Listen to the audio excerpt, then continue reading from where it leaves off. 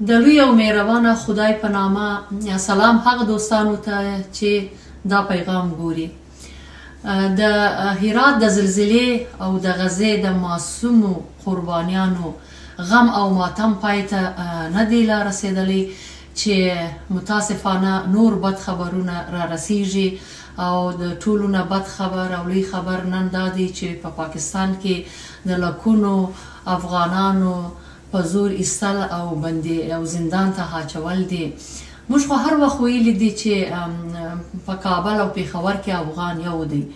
د ډیورنډ د کرښې دواړو غاړو ته پښتانه د یوې ژبې یوې وینې یو کلتور ګډ تاریخ د یوې عقیدې او د یوې خاورې خلک دي. تیر څه باندې 40 کاله مخکې چې کوټې ته چمن ته پېښور ته او د پښتونخوا نورو علاقو ته افغانان کډه شوي دي او کډوال شول. دلته دومره مینه ورته میلاو شو، دومره مینه خلکو ورکړله چې لکه د خپل کور.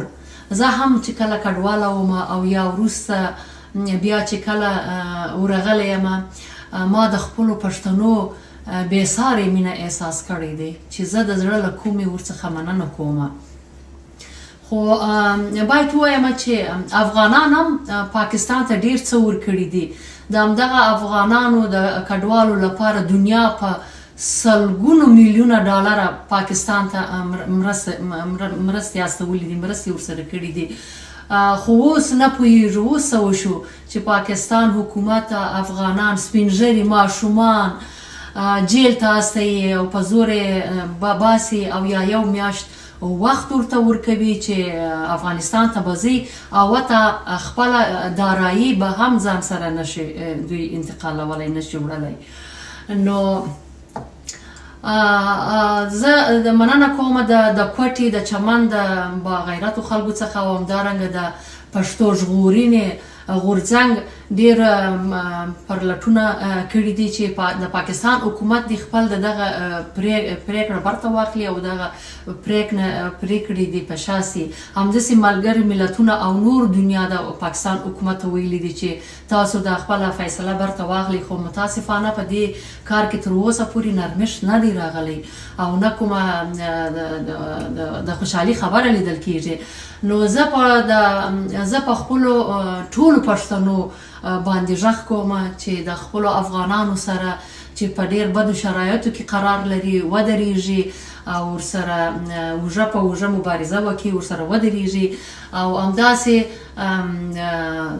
موقت صدر اعظم کاکړ صاحب ته وایم چې کاکړ صاحب ته خو کاکړ هم یې، نو د خپلو خویندو او ورونو سره دې چلند سم که، ځکه چې دا چوکۍ ابدي نه وي، دا به د څو میاشتو به وي.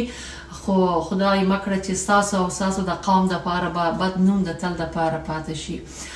نو زما هیله دا ده چې د پاکستان حکومت او د ایران په ګډون نورو هیوادونه د چلند انساني او د ګاونډیتوب په اصولو سم او اسلامي کړي او د افغانستان په حال دې ورحمیږي او دا مظلوم ملت نور نه ازاروي.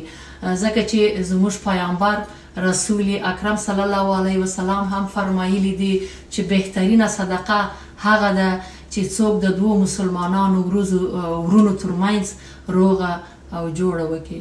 ژوندی دی به افغانستان، تل دې وي د لر و بر پښتنو او افغانانو دوستي، مینه او محبت.